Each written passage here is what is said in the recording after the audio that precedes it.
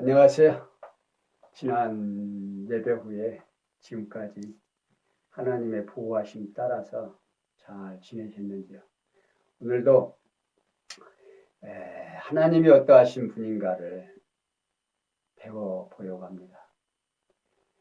하나님을 아는 방법이 두 가지가 있는데, 하나는 천지 만물을 창조하신 창조물을 보고 하나님을 알아가는 방법이 하나 있고, 또 한 가지 방법은 우리가 성경을 통해서 하나님이 어떠하신 분인가를 설명해 주고 있습니다. 그러니까 창조된 만물을 성경에서는 그것이 어떻게 되어져 있는가, 또 역사가 어떻게 진행되어져 가는가를 하나하나 설명해 준 것이 성경입니다. 그럼 오늘은 로마서 12장에서 말하고 있는 하나님은 어떠한 하나님이신가?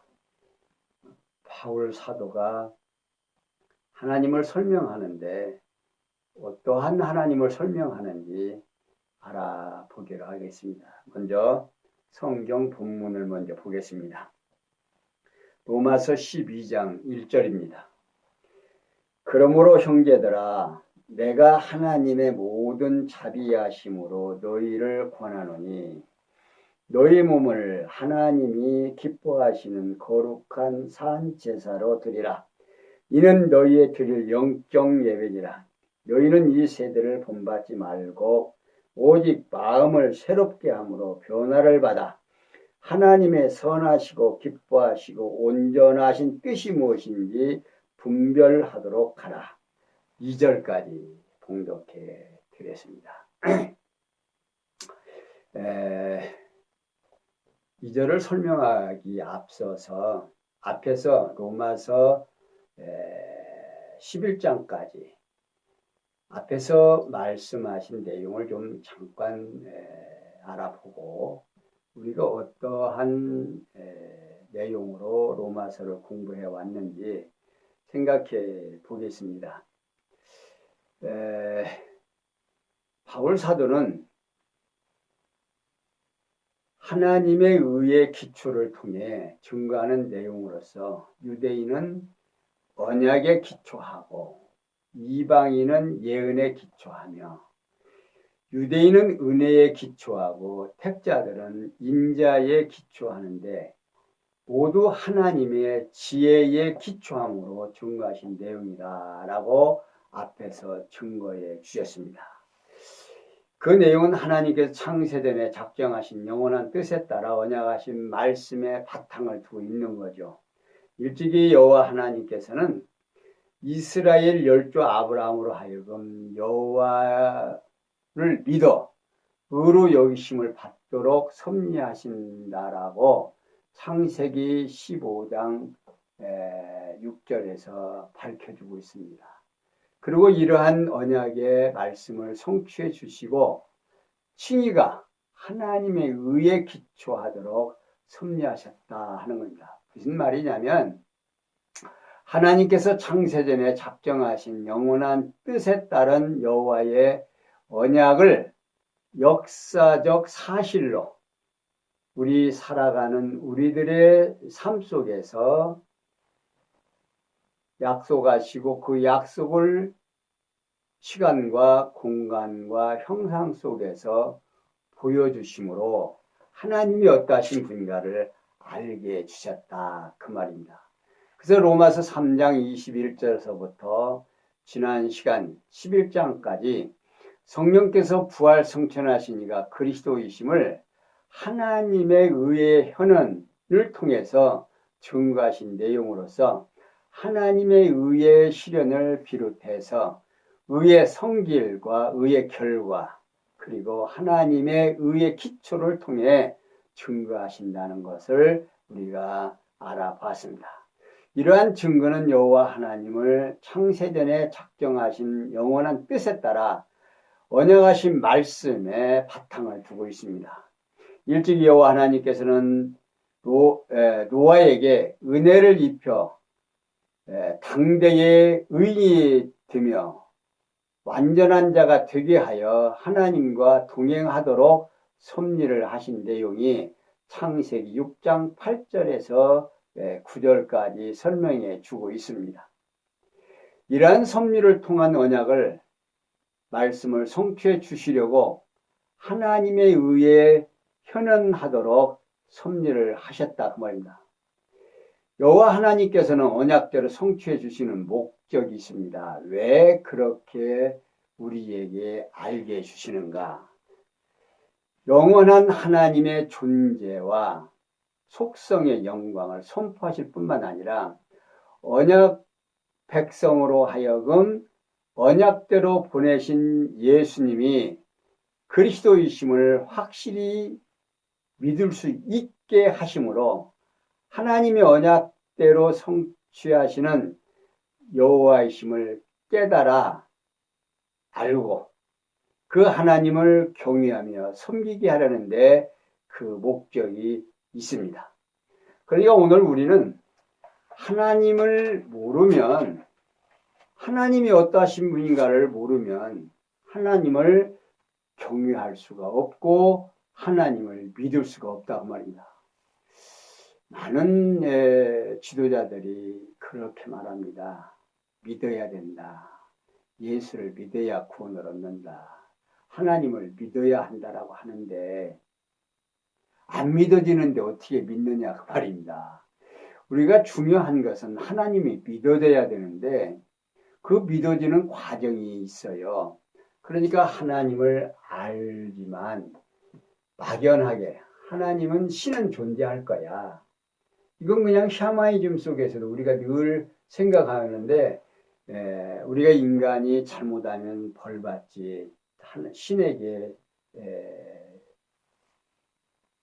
미움받는다라고 하는 생각을 하고 살아갑니다. 그러게 막연하게 신의 존재를 알고 있지만 성경에서는 분명하게 하나님이 어떠한 분이고 어떻게 우리를 역사에 가는가 하는 것을 지금 우리에게 알게 하거든요. 그런데 이제 구약에서는요, 하나님을 아는데 제사를 드리고 짐승을 잡아서 피를 흘려서 뭐 이런 제사는 이렇게 드리고 저런 제사는 어떻게 드리고 뭐 속죄제는 어떻게 드리고 화목제는 어떻게 드리고 하나님께서 제사를 드리는 것도 너희들 마음대로 드리라는 게 아닙니다. 하나님이 기뻐하시는 뜻대로 좋아하는 뜻대로 드리라는 거예요. 그래서 화목제는 어떻게 드리고 속죄제는 어떻게 드리고 속건제는 어떻게 드리고 이게 드리는 방법이 각각 다르다 그 말입니다. 누구 좋은 대로 나 좋은 대로 드리라 그 말이에요. 너희들 마음대로 드리는 게 아니고.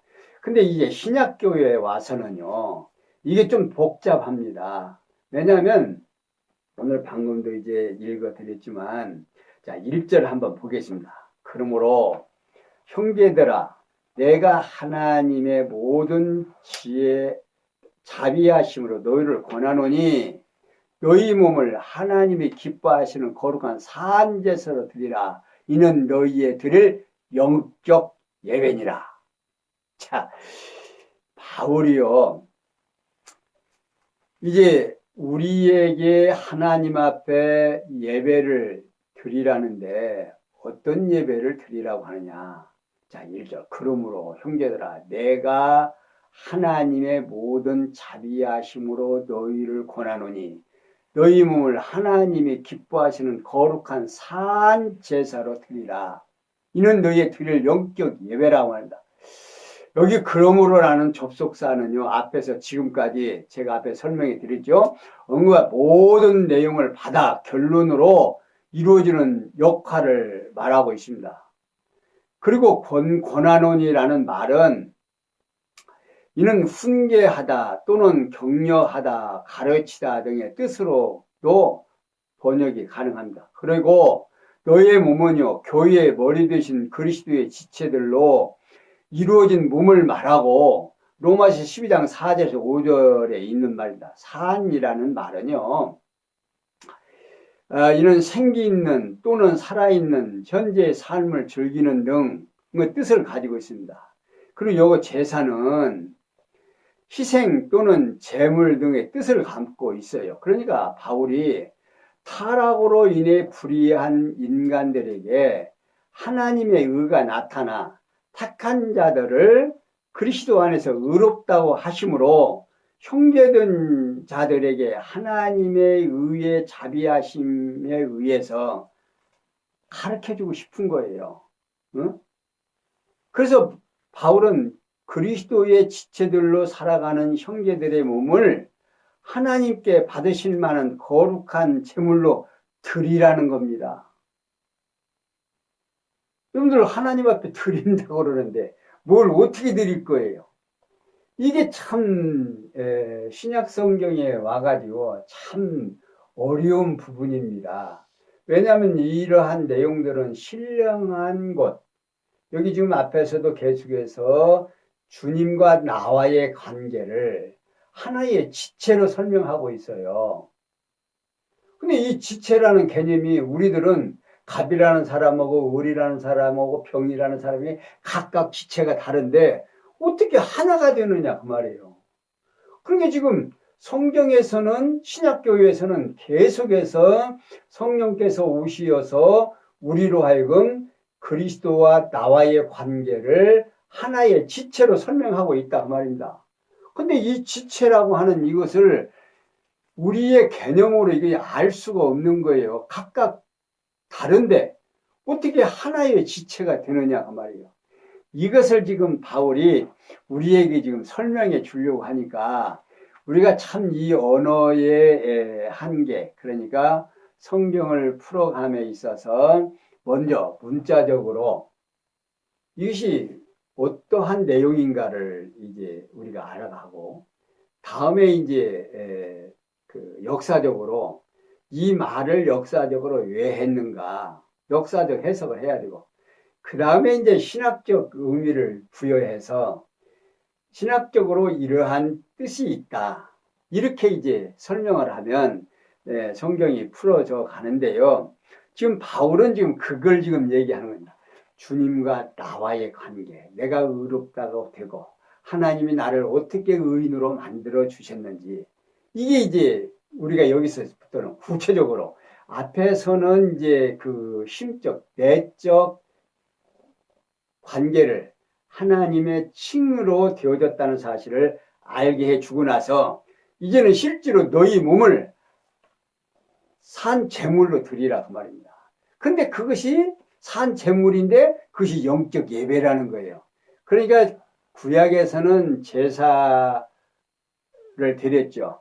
이제 속죄하고 의롭게 되고 하나님의 백성이 되어줄 수 있는 것은 하나님이 원하시는 제사를 드렸는데, 이제 신약교회에 와서는 예수 그리스도가 이제 단번에 이제 마태복음, 마가복음, 누가복음, 요한복음에서 예수님의 직임, 또 그의 속성, 그의 가지고 있는 모든 것이 이 땅에 왜 오셨는가 하는 것들을 이제 사복음서에서 자세히 설명해 줬죠. 이 설명해 준 내용을 구약시대에는 제사장이 제사를 드려서 예루살렘 성전에서 백성들이 가져오는 제물로 드렸고, 백성은 율례에 따라서 생활을 했습니다. 자, 그런데 신약교회 시대에 와서 신령한 제사가 대제사장이신 예수 그리스도에 의해서 하나님 나라의 영원한 성전에서 그리스도 자신이 제물이 되어드리고, 그리스도의 지체들은 살아있는 제물로 생활하는 것에 대한 예표로서의 모형과 그림자라고 말하고 있습니다. 따라서 신약시대의 그리스도의 지체들이 드려야 할 합당한 예배가 정해진 의식이나 형식 또는 예전이 아니라는 겁니다. 그러니까 성령이 거듭난 새 생명으로 합당하게 살아가는 생활임을 분명히 시사해 주고 있는 거죠. 이렇게 성령께서는 부활 성천하신 그리스도이심을 산 제물로 몸을 헌신하는 것이 합당한 예배다 그 말입니다. 자, 그러면 이 예배를 어떻게 하는 것이 그 예배를 드리는 것인지, 자, 2절에서부터 세대를 본받지 말고 하나의 뜻을 분별할 것을 가르쳐 주는니다. 자, 2절, 너희는 이 세대를 본받지 말고 오직 마음을 새롭게 함으로 변화를 받아 하나님의 선하시고 기뻐하시고 온전한 뜻이 무엇인지 분별하도록 하라는 겁니다. 자, 사도 바울은요, 신약시대에 하나님께 드릴 합당한 예배에 대한 첫 번째 기본 원리에 대해 가르쳐 주는데, 뭘 가르치냐? 곧 너희는 이 세대를 본받지 말고 오직 마음을 새롭게 함으로 변화를 받아 하나님의 선하시고 기뻐하시고 온전하신 뜻이 무엇인지 분별하도록 하라는 겁니다. 자, 바울은 합당한 예배의 첫 번째 원리로서 하나님의 선하시고 기뻐하시고 온전한 뜻이 무엇인지 분별하도록 하라고 가르치고 있는 거예요. 자, 곧 하나님이 선하신 뜻을 분별하는 것이, 분별하는 것이 합당한 예배의 첫 번째 원리다 그 말입니다.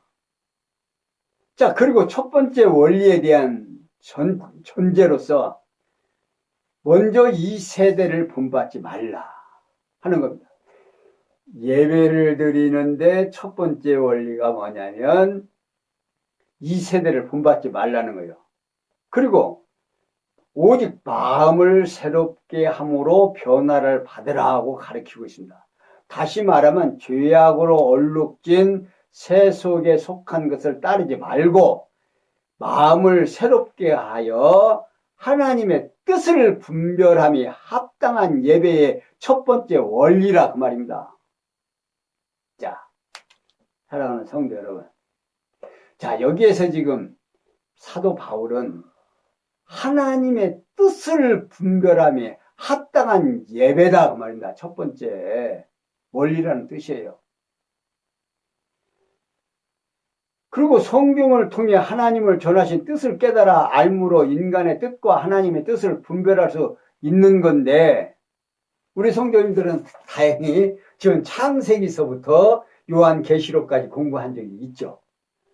그게 창세기로부터 구약에서는 하나님을 알아가는 데 있어서 제사를 드려서 하나님이 원하시는 대로 하나님의 뜻대로 살아가고 하나님을 잘 공경함으로 백성들이 살아가는 것이 하나님의 백성들의 삶이었습니다.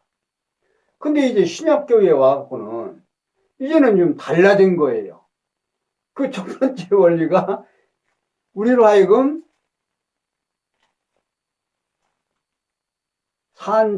우리의 몸을 산 제물로 하나님께 드리라는 거죠. 근데 그러는 그것이 곧 합당한 예배라고 가르치면서 지금 사도 바울은 이렇게 첫 번째 원리를 가르쳐 주는 거예요. 첫 번째 원리에 그리스도의 지체가 받은 은사를 실행하는 데 있어서 반드시 구비해야 할 조건이다 그 말입니다. 그래서 하나님의 뜻이 무엇인지를 분별하는 이것이 하나님 앞에 산 제물로 드리는 예배의 첫 번째 기준이다 그 말입니다. 그리고 3절에서 나눠준 믿음의 분량대로 새롭게 생각할 것을 가르쳐 줍니다. 자, 내게 주신 은혜로 말미암아 너희 중 각 사람에게 말하노니 마땅히 생각할 그 이상의 생각을 품지 말고 오직 하나님께 각 사람에게 나눠주신 믿음의 분량대로 지혜롭게 생각하라. 자, 여기서 자, 우리 사도 바울은요, 신약시대에 하나님께 드릴 합당한 예배에 대한 두 번째 기본 원리에 대하여 가르쳐 주는데, 곧 내게 주신 은혜로 말미암아 너희 중 각 사람에게 말하니 마땅히 생각할 그 이상의 생각을 품지 말고 오직 하나님께서 각 사람에게 나누신 믿음의 분량대로 지혜롭게 생각하라고 가르칩니다. 자, 바울은 합당한 예배에 대한 두 번째 원리로서 오직 하나님께서 각 사람에게 나눠주시는 믿음의 분량대로 지혜롭게 생각하라고 가르쳐요. 그리고 두 번째 원리에 대한 전제로서 마땅히 생각할 그 이상의 생각은 품지 말라는 겁니다. 다시 말하면 허황된 생각을 버리고 하나님의 선물인 믿음의 정도에 따라 지혜롭게 생각하는 것이 합당한 예배의 두 번째 원리라 그 말입니다. 자, 신약시대에 하나님께 합당한 예배를 드리는 자는 인간의 어리석음을 버리고 하나님의 뜻을 따라 지혜롭게 생각할 수 있어야 한다 이 말입니다. 우리가 생각하는 예배의 그 범위하고는 상당히 좀 다르죠. 자, 그러면서 4절에서 8절에 보면 몸의 각 지체가 받는 직분의 은사대로 행할 것을 가르쳐 줍니다. 자, 4절. 우리가 한 몸에 많은 지체를 가졌으나 모든 지체가 같은 직분을 가진 것이 아니니 이와 같이 우리 많은 사람이 그리스도 안에서 한 몸이 되어 서로 지체가 되었느니라. 우리에게 주신 은혜대로 받은 은사가 각각 다르니 혹 예언이면 믿음의 분수대로, 혹 섬기는 일이면 섬기는 일로, 혹 가르치는 자면 가르치는 일로, 혹 권위하는 자면 권위하는 일로, 구제하는 자는 성실함으로, 다스리는 자는 부지런함으로, 긍휼을 베푸는 자가는 즐거움으로 할 것이니라. 자, 사도 바울은요, 신약 시대에 하나님께 드릴 합당한 예배에 대하여 자, 세 번째 기본 원리에 대하여 가르쳐 줍니다. 곧 우리가 한 몸이 많은 지체를 가졌으나 무슨 지체가 같은 직분을 가진 것이 아니니 이와 같이 우리 많은 사람이 그리스도 안에서 한 몸이 되어 서로 지체가 되었느니라. 우리에게 주신 은혜대로 받은 은사가 각각 다르니 라고 가르쳐 줍니다. 저기요. 직분은 이는 행위 또는 직무, 기능 등을 뜻을 가지고 있습니다. 그러니까 바울은 몸의 지체가 같은 기능을 갖지 아니한 것처럼 그리스도 안에서 한 몸이 된 지체도 받은 은사가 지체마다 각각 다르다고 가르칩니다. 그러면서 혹 예언이면 믿음의 분수대로, 혹 섬기는 일이면 섬기는 일로, 혹 가르치는 자면 가르치는 일로, 혹 권위하는 자면 권위하는 일로, 구제하는 자는 성실함으로, 다스리는 자는 부지런함으로, 긍휼을 베푸는 자는 즐거움으로 할 것이니라고 가르칩니다.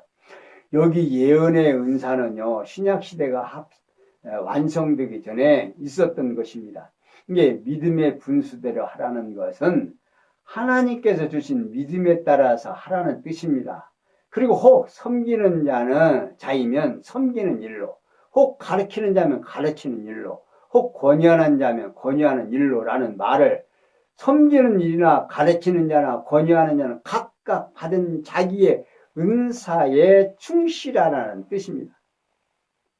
그리고 구제하는 자는 성실함으로. 자, 성실함은요, 단일성, 또는 단순한 진지함 등의 뜻을 가지고 있어서 어려운 자를 돕는 은사를 받은 자는 오직 도와준다는 한 가지 단순한 생각만 가지고 진지하게 하라는 겁니다. 그리고 다스리는 자는요, 다스리는 자는 부지런함으로 라는 내용입니다. 이게 다스리는 자는요, 인도하는 자 또는 보호하는 자, 도움을 주는 자 등의 뜻을 가지고 있습니다. 곧 영혼의 인도자는 부지런함으로 하라는 뜻이죠. 그리고 긍휼을 베푸는 자는 즐거움으로 할 것이라는 내용입니다.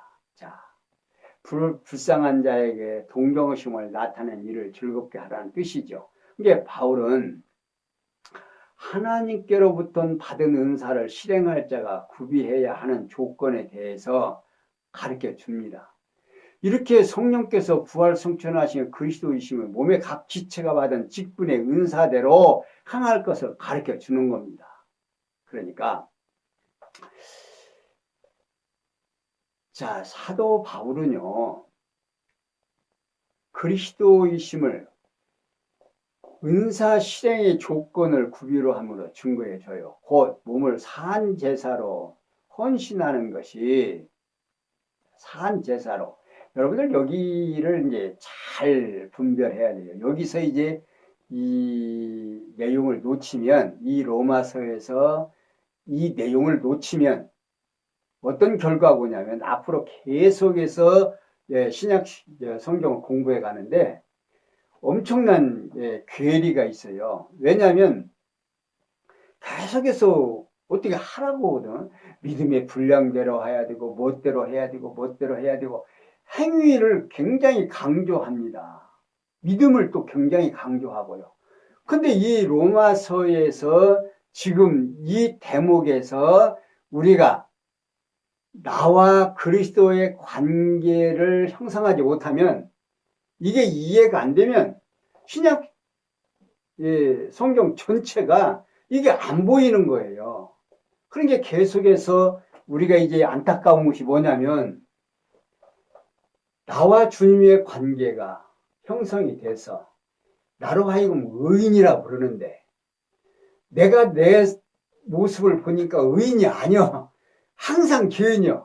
이런 것이 어떤 때는 성령을 받아가지고 하나님의 뜻대로 사는 것 같은데 어떤 때는 아니다 그 말입니다.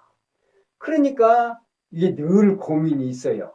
이게 사도 바울이 오호라 나는 곤고한 자로다. 이 사망에서 누가 나를 건져내라라고 하소연한 일이 있죠. 바울도 지금 그걸 몰라서 그랬던 겁니다. 근데 그거 깨닫고 나서 오호라 내 마음에 두 마음이 있구나. 나의 거듭나고 중생은 나는 하나님의 뜻을, 또 나의 육체의 생각은 나를 죄악으로 끌어가는구나 하는 것을 이제 바울이 설명을 하지요.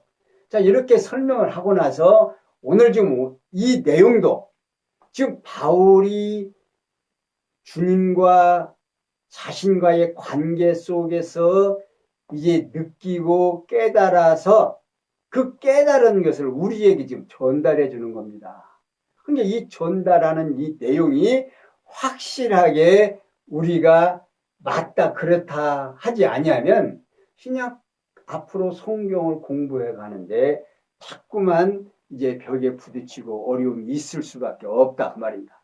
그러니까 여호와 하나님께서 모세로 하여금 각종 제사를 통한 예물 드리는 규례를 명하여 준수하도록 섭리를 하신 것이 레위기 1장에서부터 6장 7절까지 소개하고 있습니다. 그런데 이제 그러한 섭리를 이제 언약을 성취해 주시려고, 그러니까 그러한 것들은 이제 구약에서 이제 하나님을 섬기는 방법이었고, 신약교회에 와서는 교회의 머리 되신 그리스도의 지체인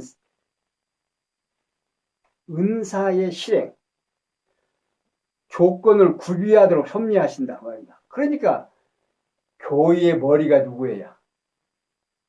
교회의 머리가 주님이다 그 말이에요. 지체는 누구예요?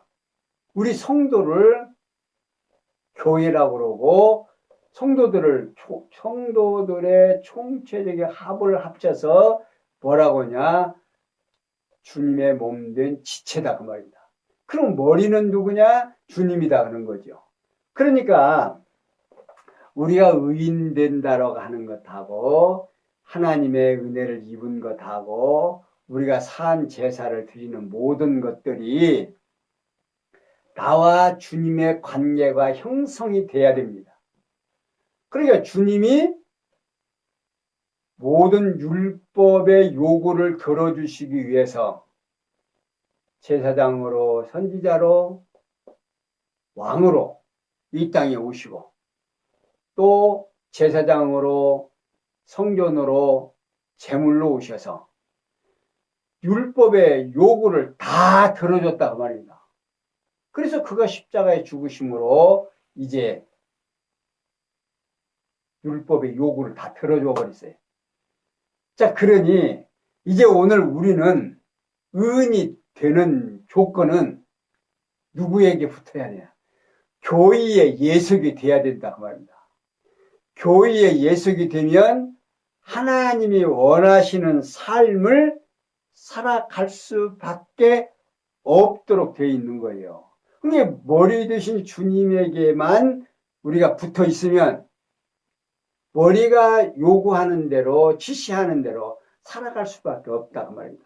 그러니까 지금 앞에서 지금 계속해서 바울이 설명하는 일들이 무슨 일들이에요?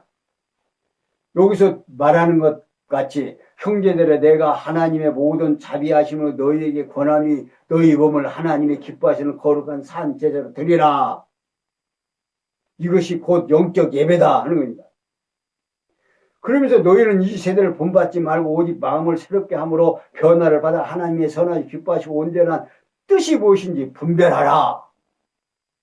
또 내가 주신 은혜로 말미암아 너희 중 각 사람에게 마땅히 마땅히 행할 것을 그 이상의 생각을 품지 말고 오직 하나님께서 각 사람에게 나눠주신 믿음의 분량대로 지혜롭게 생각하라. 우리가 한 몸에 많은 지체를 가졌으니 모든 지체가 같은 직분을 가진 것이 아니니 이와 같이 우리 많은 사람이 그리스도 안에서 한 몸이 되어 서로 지체가 되면이라. 요 지체된 이 사건이 믿어지지 아니하면 우리가 의롭게 된다든지 죄를 용서함 받는다든지 산 제사를 드린다든지 이런 것들이 이해가 안 간다고 말입니다. 근데 그것이 해석이 안 되니까 나와 주님의 관계가 형성이 안 되니까 내가 은혜를 받았는지 예수님의 백성인지 하나님이 기뻐하시는 지금 삶을 사는지 안 사는지 모른단 말입니다.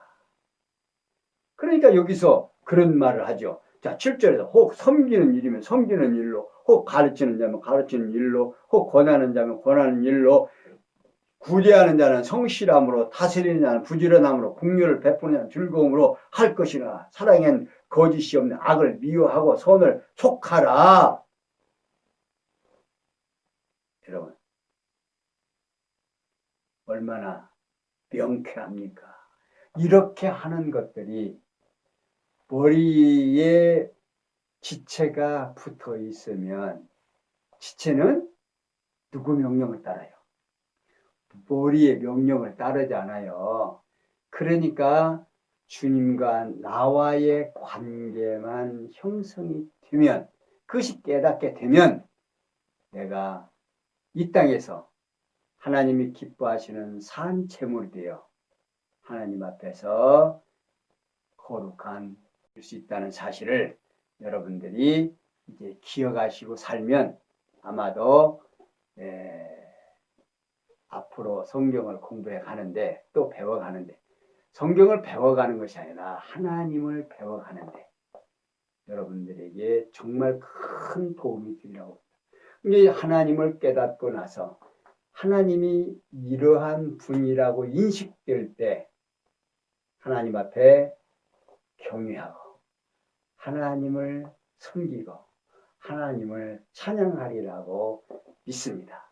이제 다음 시간에는 지체의 은사대로 실행하라고 하는, 이게 은사대로 살아야 하는 이유를 이제 다음 시간에 설명해 드리기로 하고 오늘은 여기까지만 설명해 드렸습니다. 감사합니다. 기도합니다. 영광이 하나님 감사합니다. 사도 바울이 하나님의 성령을 받고 사도로 부르심을 받고 하나님이 어떠하신 분인고 예수가 그리스도라는 사실을 깨닫고 정말 우리와 주님과의 관계를 우리에게 전달해 주기 위하여 이렇게 여러 가지로 설명하고 있습니다.